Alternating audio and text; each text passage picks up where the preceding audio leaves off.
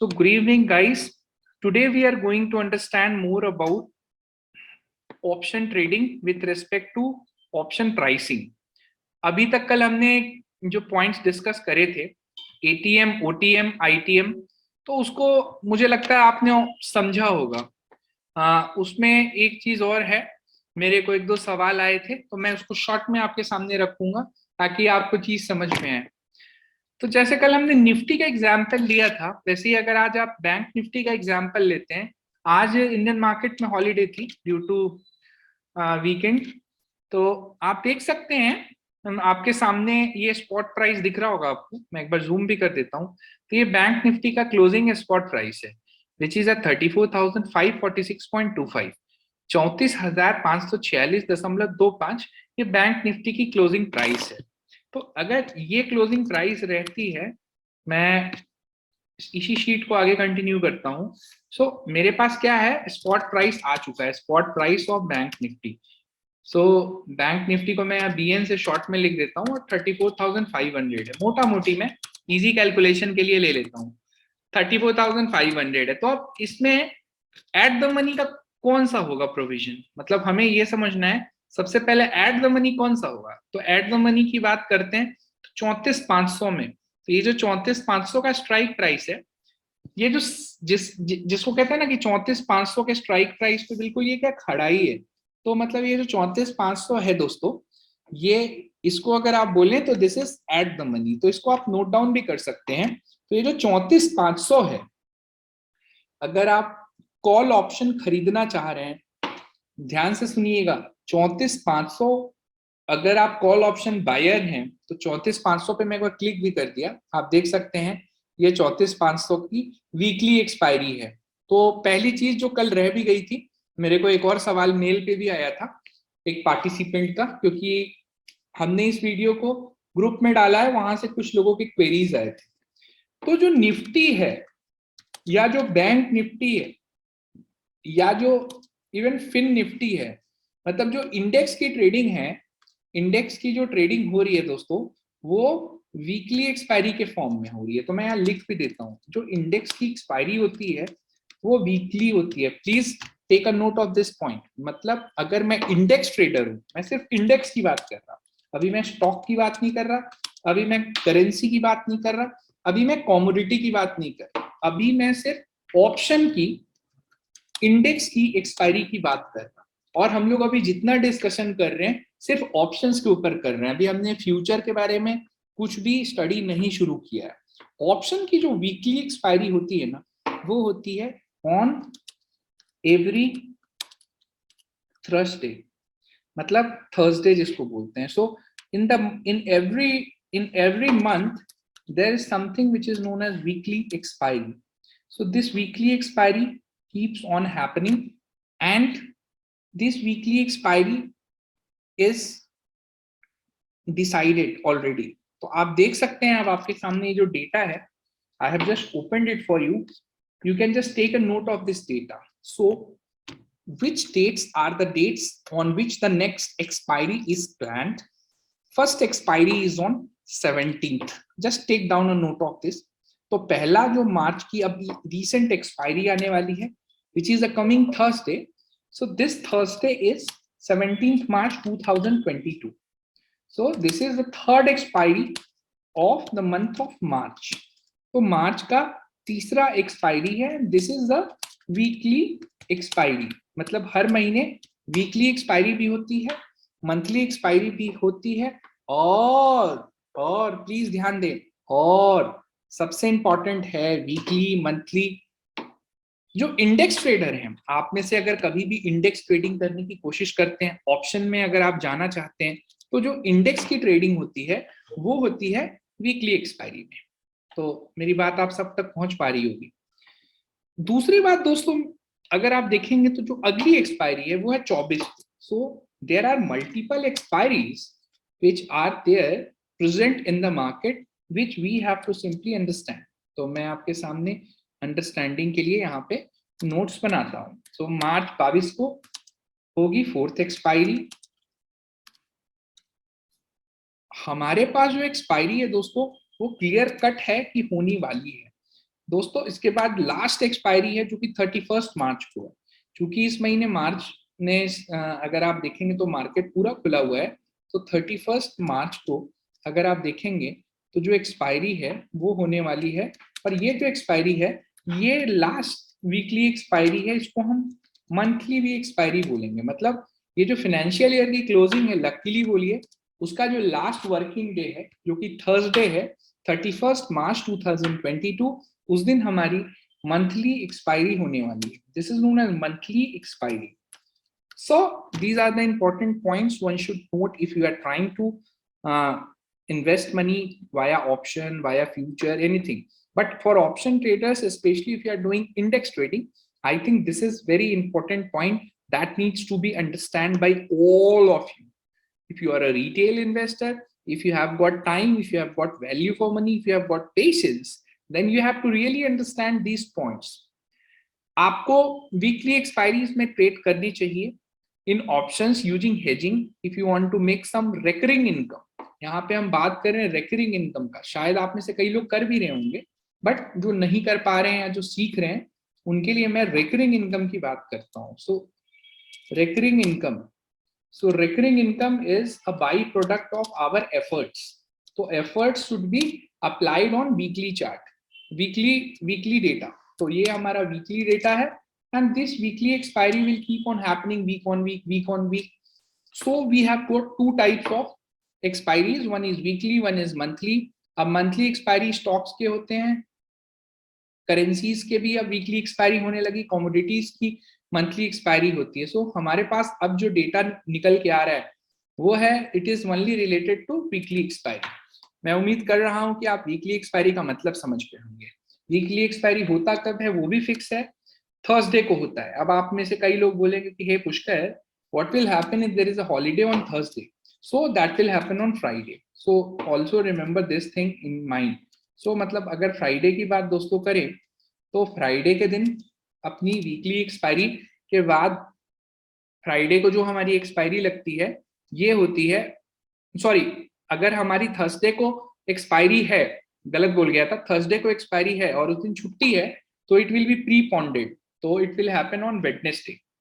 तो आज तक ऐसा कभी भी अगर आप देखेंगे तो मार्केट में कभी ऐसा हुआ है तो उस दिन वेडनेसडे को ही एक्सपायरी हो जाती है। तो always remember this thing in life कि कभी भी हमारी जो वीकली एक्सपायरी की ट्रेड है, अगर थर्सडे हॉलीडे है तो हमारी डेट वेडनेसडे प्री पॉन्ड हो जाती है। इसको हम बोलते हैं प्री पॉन्डिंग, प्री पॉन्ड। कभी पोस्ट पॉन्ड होता है, कभी प्री पॉन्ड होता है, लेकिन यहाँ पे हमेशा प्री पॉन्ड हो जाता है। मतलब जो थर्सडे की एक्सपायरी है that will happen on Wednesday. इसके अलावा दोस्तों एक और इम्पोर्टेंट बात है, आप सब प्लीज नोट करिएगा, वो है आपका ऑप्शंस के लिए जो हमारी स्ट्रेटजीज है, जो हमारी प्लानिंग है, उसको हम लोग किस वे में इम्प्लीमेंट करते हैं वो भी इंपॉर्टेंट हो जाती है। तो कल हमने देखा कैसे एटीएम, ओटीएम और आईटीएम को समझा। तो मैं बैंक निफ्टी का यहाँ पे अब एग्जांपल दे रहा था, ये तो आप समझ ही गए होंगे वीकली एक्सपायरी का कॉन्सेप्ट। ये जो वीकली एक्सपायरी है this will keep on happening day in day out, होता रहता है हर week automatic. It's like a natural call which will keep on happening, and as a trader we need to survive in this situation, in this market, in weekly condition. Normally अगर आप देखेंगे सो weekly expiry के बाद हमारा monthly expiry आता है।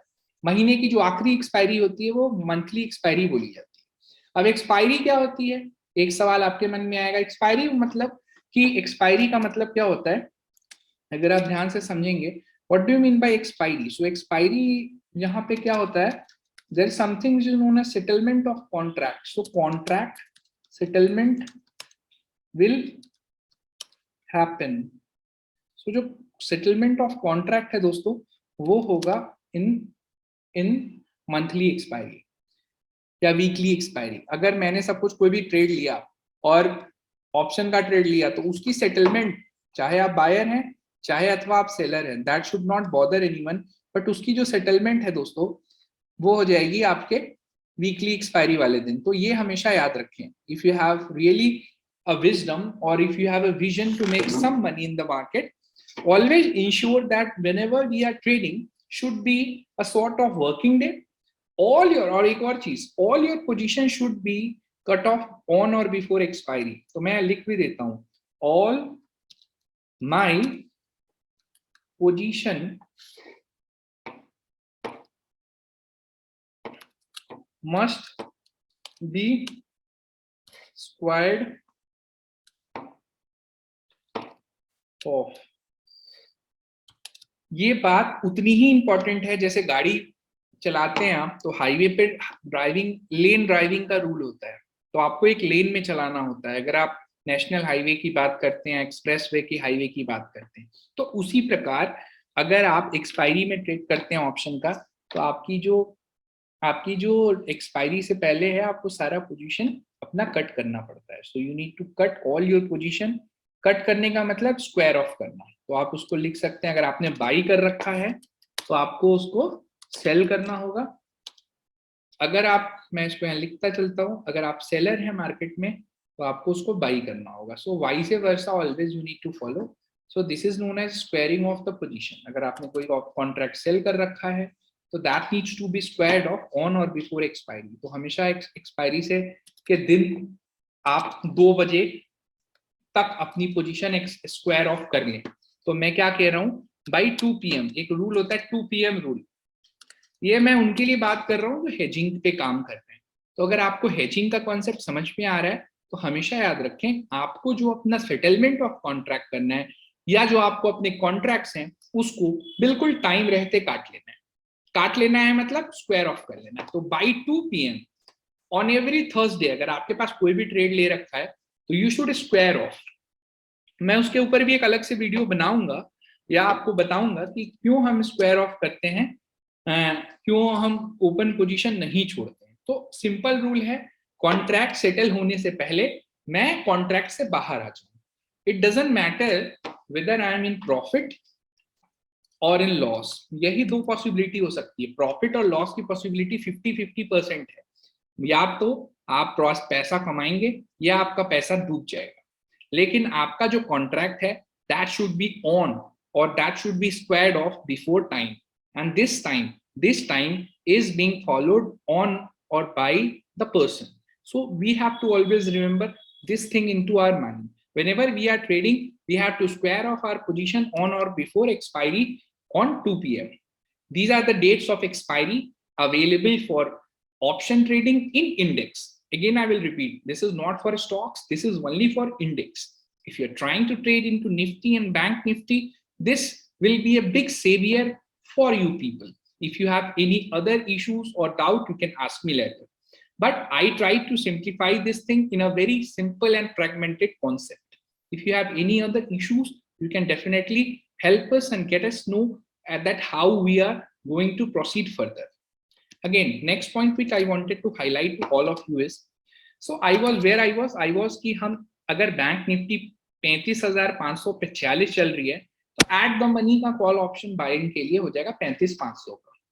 अब हम चलते हैं इन द मनी के बारे में, फिर से बताता हूँ। इन द मनी का कॉन्सेप्ट जो कल मैं जाता फिर बताया था, फिर से बताना चाहूंगा, एक बार रिपीट करता हूं। अगर आप बायर हैं, मैं फिर से कहूंगा, अभी हम पुट ऑप्शन की बात नहीं कर रहे हैं, अभी मैं कॉल ऑप्शन की का बायर हूं और मुझे लग रहा है मार्केट तेज है, तो 34,546 का इन द मनी क्या होगा? 34,500 हो सकता है पहला, एट द मनी भी है, इन द मनी भी है, तो ये इन द मनी भी है।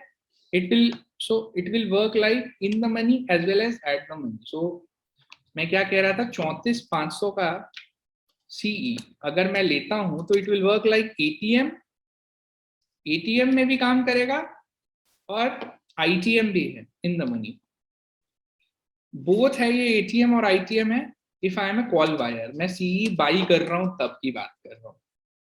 आपके मन में कल कोई सवाल रह गया होगा, फिर से मैं बोल देता हूँ, फिर मैं 34,400 का ले लेता हूँ। हाँ, याद रखिएगा बैंक निफ्टी में जो स्ट्राइक प्राइस का गैप होता है वो 100 का होता है। निफ्टी के केस में 50 का होता है, बैंक निफ्टी के केस में 100 का होता है। सॉरी।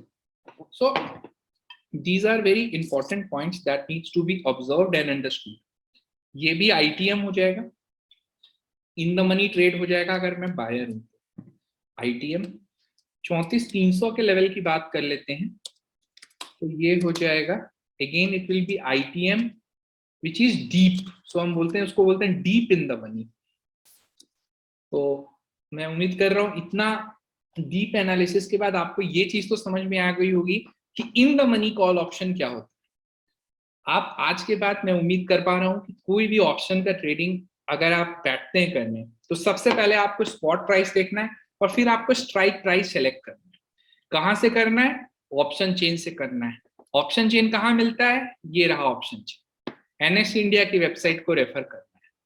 और जो बड़े ट्रेडर हैं, जो बड़े इन्वेस्टर हैं, वो हमेशा एनएस इंडिया की साइट ही रेफर करते हैं। थर्ड पार्टी वेबसाइट पे डेटा यहीं से फ्लो होके जाता है। तो मैं रिकमेंड करता हूँ always use NS India for more and deeper and accurate information. अगर डेटा ग्लिच होता है या डेटा स्लो, देखिए डेटा में तो ग्लिच नहीं हो सकता, लेकिन यहाँ पे जो डेटा फास्टेस्ट, क्योंकि सर्वर एनएससी का है तो वहां पे डेटा फास्टेस्ट अपलोड होता है। यही डेटा थर्ड पार्टी वेबसाइट पे अपलोड होने में थोड़ा बहुत ऊपर नीचे लैग हो सकता है, that may be due to technical issues. So better to follow NS India website for getting live rates on option. If you have a terminal, you can follow terminal also. If you have got any app, broking app, you can follow that app also. That also data is coming from NSE India. But if you have to understand about how the system is working, so I think this concept will help you to navigate yourself in the tougher and the darker days in trading. What is ITM? ITM simply understands for in the money call option trade. OTM understands for out of the money. So अब मैं OTM को थोड़ा सा प्रकाश डालता हूं, तो 34,600, अगर जो 34,600 हो जाएगा इसका कॉल ऑप्शन मेरे लिए ओटीएम हो जाएगा। ओटीएम मतलब out of the money. So always remember these 2 points in mind. Whenever we are trading, we have to understand ATM, OTM, ITM. So these are very important points with respect to market scenario is concerned. So 34,700 call option is known to be again OTM deep. So deep होता जाएगा, जितनी हम दूर बढ़ेंगे उतना ही ज्यादा हमारा risk बढ़ता जाएगा। मतलब क्या? जैसे अभी निफ्टी चल रही है, बैंक निफ्टी चल रही है 34,500। एक एग्जांपल देता हूं। आप कहते हैं बैंक निफ्टी जी क्या है, ऐसे बढ़ते बढ़ते आप बोल रहे हैं 35,000 चला जाएगा एक्सपायरी तक। तो आप क्या कर सकते हैं? एक्सपायरी तक ओटीएम का ट्रेड कर सकते हैं। फिर से मैं कहूंगा, आउट ऑफ द मनी की ट्रेड कर सकते हैं आप। ध्यान से सुनना, बहुत इंपॉर्टेंट है। लेकिन यहाँ पर रिस्क ज्यादा होता है। और आपने एक वर्ड तो सुना ही होगा शेयर बाजार में, जहां रिस्क ज्यादा है वहां रिवॉर्ड ज्यादा है। तो रिस्क जहां हाई है वहां रिवॉर्ड भी हाई है, जहां रिस्क ही नहीं है वहां रिवॉर्ड क्या है?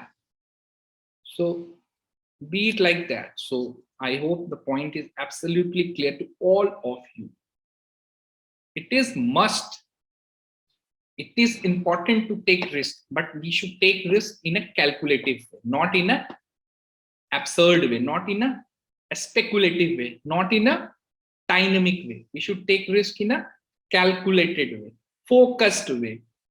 And this focus will not come from not understanding the concept. This focus will come from understanding the concept, that too in a very simpler way.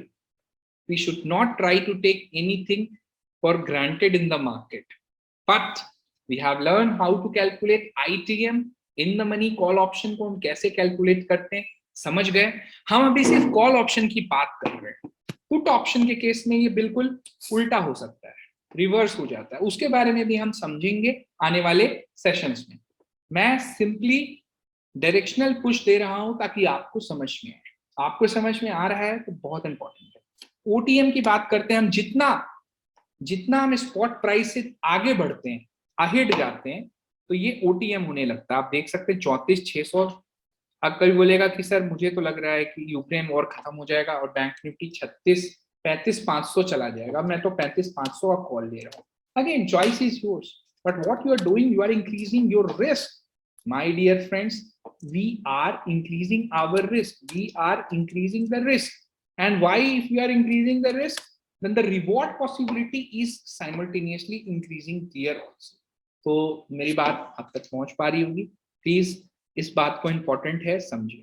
तो मतलब सिंपल वर्ड में बोले ना, risk is proportional to reward. आपको बड़ा risk लेना है तो बड़ा रिवॉर्ड मिलता है। कई लोग जो स्पेकुलेटर होते हैं, कल भी मैंने बताया था, पुराने वीडियोस में भी बोला है, स्पेकुलेटर है, जुआरी है, तो आप या तो ऊपर के डायरेक्शन में कॉल खरीद सकते हैं या आप नीचे के डायरेक्शन में पुट खरीद सकते हैं। दोनों जगह पे रिस्क लिमिटेड है लेकिन रिवॉर्ड अनलिमिटेड है। लेकिन यहाँ पे रिस्क लिमिटेड होने की वजह से भी हमारा लॉस का जो पॉसिबिलिटी है ज्यादा है। तो हमेशा याद रखें, एक जो बायर होता है उसको रिकमेंडेड होता है in the money call option का ही ट्रेड ले, क्योंकि जो इन द मनी का कॉल ऑप्शन का ट्रेड होता है वो बिल्कुल स्पॉट प्राइस के साथ ऊपर नीचे होता है। जैसे बैंक निफ्टी ऊपर जाता है वैसे ही हमारा इन द मनी का कॉल ऑप्शन ट्रेड ऊपर नीचे होता है। Deep in the money call option का मतलब भी मैंने आपको बताया, जितना हम पीछे की तरफ जाएंगे रिवर्स साइड में उतना ही हो गया हमारा डीप इन द मनी। अब मेरे पास लास्ट पॉइंट है जिसको मैं कंक्लूड करके फिर सेशन एंड करूंगा, वो है पुट के केस में। तो पुट के केस में बिल्कुल उल्टा हो जाता है, पीई। तो एक एग्जांपल जैसे देना चाहूंगा, अभी बैंक निफ्टी चल रहा है 34,500 और मुझे लगता है कि बैंक निफ्टी की वैल्यू आने वाले टाइम पे सबको 34,300 34,000 होने वाली है। मार्केट गिर सकता है, रीजन कुछ भी हो मुझे नहीं पता, बट मुझे लगता है मार्केट में फॉल। तो मैं क्या कर सकता हूं, I can take what, put option, P buy करूंगा मैं किसका, 34,000 का पी। मतलब क्या हो गया, जितना जितना मैं निगेटिव होऊंगा नीचे की तरफ जाऊंगा, जैसे कॉल ऑप्शन में ऊपर की तरफ का मैं कॉल खरीदता हूँ, पुट में नीचे की तरफ का पुट खरीदूंगा। और इस और पुट के लिए इन द मनी क्या हो जाएगा, ऊपर का स्ट्राइक प्राइस। जैसे अभी बैंक निफ्टी 34,500 चल रहा है, तो 34,600। तो सबसे इंपॉर्टेंट क्या है, इसका एटीएम तो हो जाएगा, एटीएम हो जाएगा पुट ऑप्शन के लिए 34,500 का स्ट्राइक प्राइस, और 34,600 का जो स्ट्राइक प्राइस है वो उसके लिए हो जाएगा आईटीएम, उल्टा हो जाएगा। जो क्योंकि आईटीएम मतलब ऑलरेडी आप देखेंगे तो बैंक निफ्टी 34,600 से तो कम ही चल रहा है। So if you are a put buyer, for you the ITM will change. जैसे जैसे आप पीछे की तरफ जाएंगे 34,700 के लिए डीपर आईटीएम हो जाएगा, deeper. Why? Because we are going to take one thing which is known as deeper ITM. So deeper ITM will always and always should be understood through this. So ITM in the case of PE buying, ये मैं put option की बात कर रहा हूँ, फिर से confuse मत होना। कॉल ऑप्शन के केस में ऊपर के स्ट्राइक प्राइस स्पॉट प्राइस के जो होते हैं आगे के वो होते हैं आउट ऑफ द मनी। यहाँ पे उल्टा होता है, जो अंदर के स्ट्राइक प्राइस होते हैं, जो पीछे के स्ट्राइक प्राइस होते हैं वो इन द मनी होते हैं, और जो दूर के स्ट्राइक प्राइस होते हैं वो ओटीएम होते हैं। बस यही डिफरेंस है कॉल और पुट ऑप्शन में। पुट ऑप्शन नॉर्मली आप बाई कब करते हैं, जब आपको लग रहा है मार्केट में वन वे फॉल है। ये मैं यहाँ पे मेंशन भी कर देता हूँ, पी बाइंग। अभी हमने सिर्फ पुट ऑप्शन बाइंग की बात करी। नॉर्मली एक पुट ऑप्शन ट्रेडर कब बाई करता है, जब वो बियरिश होता है। मेरे पास बियरिश के भी ट्रेड है और बुलिश पे भी ट्रेड है। तो if a market is bearish and someone who is looking to think that market may fall should go for this. Market will always keep on rewarding to everyone who follow this strategy, but you have to understand the concept of सबसे पहला ATM at the money, followed by ITM and followed by OT out of the money. So with this I like to conclude the final evaluation and analysis process of ATM, OTM, ITM. Also in this session we have understood about weekly expiries, जो हम हर week देख रहे हैं उसके बारे में हमने समझा। हमें एक्सपायरी के दिन क्या नहीं करना है उसके बारे में समझा। 2 PM रूल हमेशा याद रखिएगा, 2 बजे तक स्क्वायर ऑफ कर लीजिए पोजीशन। कोई बोलेगा मैं तो आधे घंटे का ही ऑप्शन ट्रेडर हूँ, मैं तो आखिरी के हीरो जीरो खेलता हूँ, वो सब फिर जुआ है। अगर आपको वो करना है तो शायद आपको ये सेशन आने की जरूरत नहीं है, आप स्किप कर सकते हैं इस वीडियो को। लेकिन अगर आप एक प्लान ट्रेडर हैं, अगर आपके पास स्ट्रेटेजी एनालिसिस है, आप रिस्क मैनेजमेंट को समझ रहे हैं, और सबसे बड़ी बात आपको मार्केट में लंबा जाना है, लंबा टिकना है, घोड़े की तरह आपको लंबी दौड़ लगानी है, तो आपको ये स्ट्रेटेजीज फॉलो करनी होगी।